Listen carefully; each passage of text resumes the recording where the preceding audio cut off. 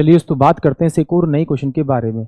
इस क्वेश्चन में एग्जामिनर ने कहा एक सम चतुर्भुज की प्रत्येक भुजा की लंबाई एक वर्ग की भुजा की लंबाई के बराबर है जिसका विकर्ण 40√2 सेंटीमीटर है।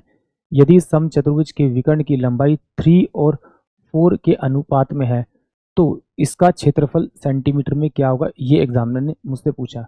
तो देखिए एग्जामिनर ने कहा कि भाई जो इसका विकर्ण है, इसका जो विकर्ण है वो विकर्ण जो है वो किस में आपका 3:4 में है। तो अगर इसका पूरा विकर्ण मेरे पास में 3:4 में है तो मैं इसको मान लेता हूँ कि 4/2 यानी कि ये 2 होगा और ये 3/2 यानी कि ये इसका विकर्ण होगा और ये क्या होगा 90 डिग्री पे बाइसेक्ट करेगा। सम चतुर्भुज यानी रोम्बस के जो डायगोनल होते हैं वो एक दूसरे को 90 डिग्री पे बाइसेक्ट करते हैं। ठीक है, अब देखिए एग्जामिनर ने कहा है जो इसकी साइड है वो इसकी साइड के बराबर है, बट एग्जामिनर ने इसका जो विकर्ण दिया है वो दे रखा है आपका 40 में आपका 2 दे रखा है और मुझे पता है कि वर्ग की दो साइडों का स्क्वायर करके जोड़ूंगा तो तीसरी साइड के स्क्वायर के बराबर आएगा।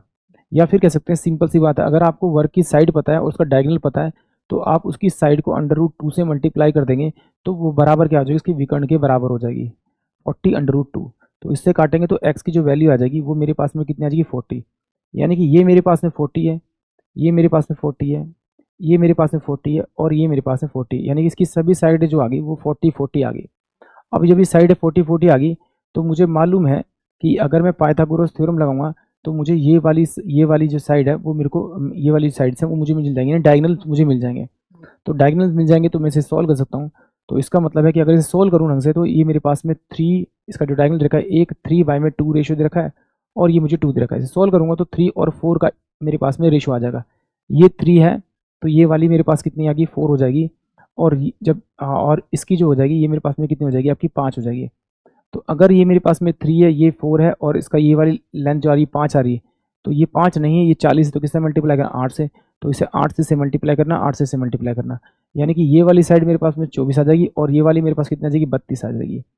तो ये 24 से डबल करेंगे तो 24 दूनी 48, यानी कि ये डायगोनल मेरे पास में 48 आ जाएगा और ये वाला मेरे पास में 64 जाएगा और डायगोनल इंटू में डायगोनल बाय 2 करूँगा तो मुझे एरिया मिल जाएगा। तो इसको सोल्व करूँगा तो ये मेरे पास में कितना आ जाएगा 48 यानी कि 24, तो 64 इंटू में 24 को मल्टीप्लाई करूँ तो एरिया आ जाएगा मेरे पास में।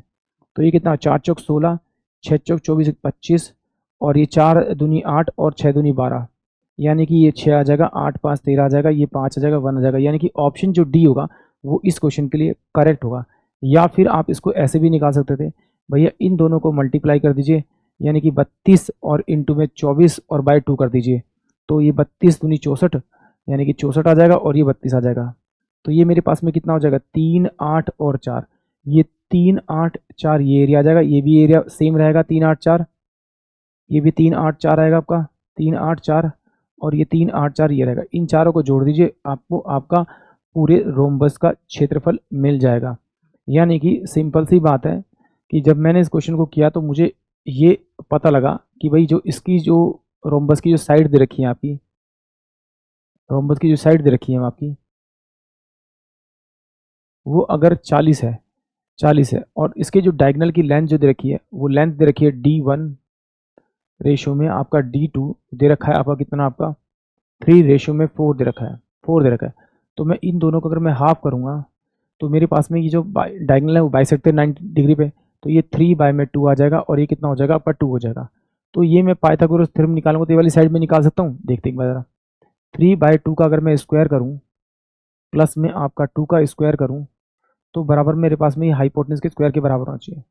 तो 3 तिया 9/4 हो जाएगा प्लस का 2 दूनी 4 हो जाएगा, इस गल्टू में कितना हो जाएगा आपका ये आपका h का स्क्वायर हो जाएगा। सोल्व करूँगा तो ये मेरे पास में 9 आ जाएगा और ये मेरे पास में कितना 16 आ जाएगा और ये बराबर में कितना हो जाएगा आपका आपका आपका ये आपका 4 h का स्क्वायर हो जाएगा, 4 का एस का स्क्वायर हो जाएगा। या फिर इसे यहाँ रख देते हैं और इसे भी यहाँ रख देते हैं। तो अब इसे अंडर रूट यहाँ पे करेंगे निकालेंगे तो ये 3 में आपका 2 आ जाएगा और ये कितना हो जाएगा आपका 4 बटे ये आपका 2 आ जाएगा।